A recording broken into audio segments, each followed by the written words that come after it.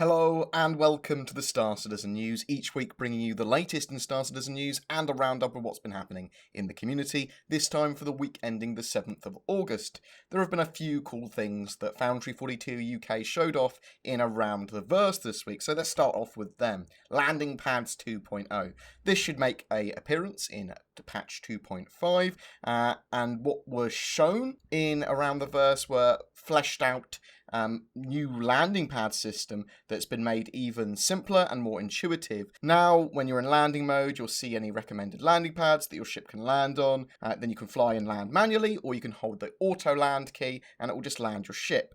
The game works out the orientation of your ship and levels it out. This is going to be especially important when landing on less even terrain, like on planets, but also on like damaged landing pads or stations that don't have a proper landing zone.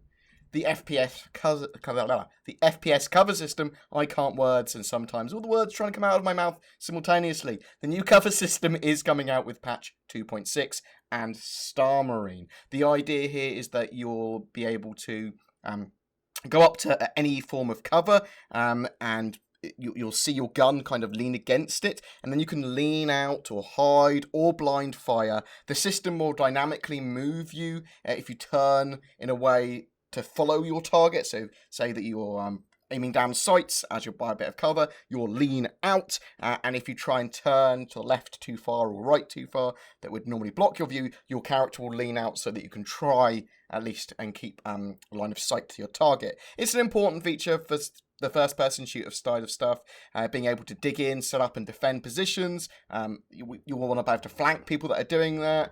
All those kind of basic tactics that you'd expect in a tactical shooter. It's very important. It hasn't been fully fleshed out for prone stance yet, if at all. They might be adding that at a later date, though. I would quite like it if you could prone stance and roll and stuff and look around corners like that as well. But at the moment, it looks like it's just for standing and crouching. The Argo was in ship shape, so they released more details of the Argo and some more screens of it.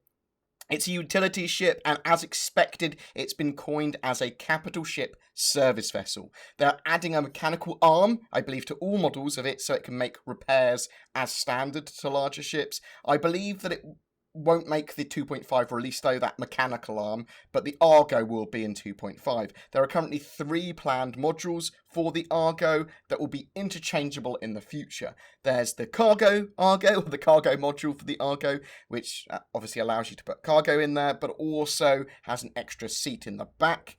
The passenger module, that has 8 seats for personnel to move around, and the unreleased module will be the rescue and recovery module, which will have limited medical facilities. Both the cargo and passenger modules and the Argo will all be flyable and on sale with the release of 2.5.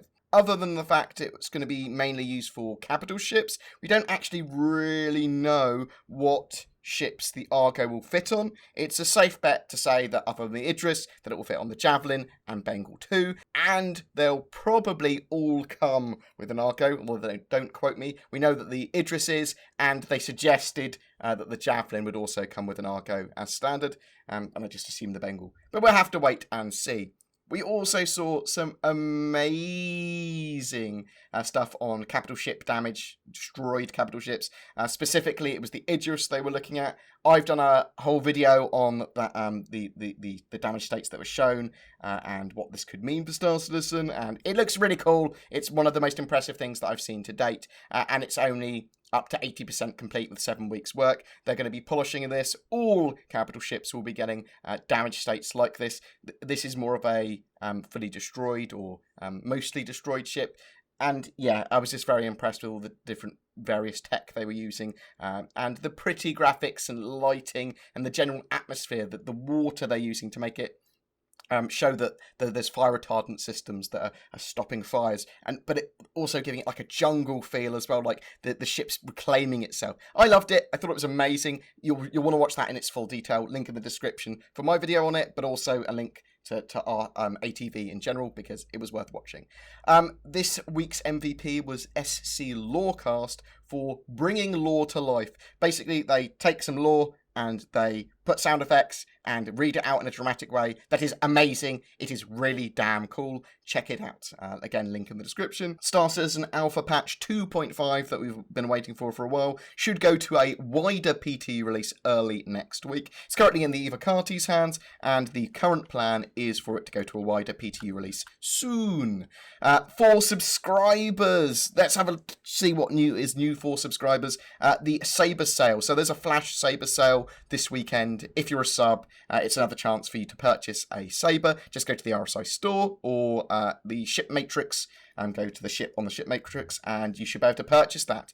This month's sub ship to try, so if you're a subscriber, every month you get a different ship to try, is the Gladius. So you should have that item usable now, that ship usable throughout August, just spawning in the mini persistent universe or in Arena Commander.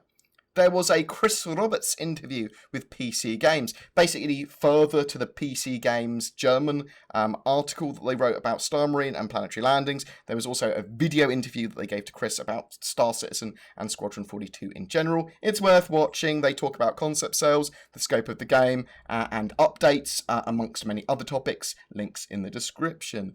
On the 10th of August, there is a Twitter questions and answers with the Time Warner Cable Company and Star Citizen. They're basically talking about the technology that Time Warner Cable use with Star Citizen, and they encourage fans to ask questions. It's at the noon ET time, and it's on the 10th of August. I will put a link in the description to that Twitter, so people can join that if they're interested. And lastly, the monthly report is out for July. This is extremely patch 2.5 centric as far as reports go.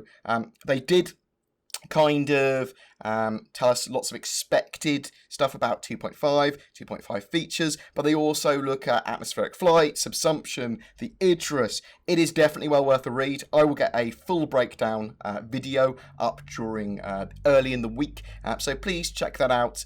Monthly reports are always quite interesting to see exactly what they've been spending their time on. Anyway, guys, that's it from the Star Citizen news this week. Please don't forget that if you comment on any of our Star Citizen videos during August, you have a chance to win a Dragonfly. No Man's Sky is actually out on the 12th for everyone. I don't know what time yet for the PC anyway. They've confirmed that it is on the 12th for the PC.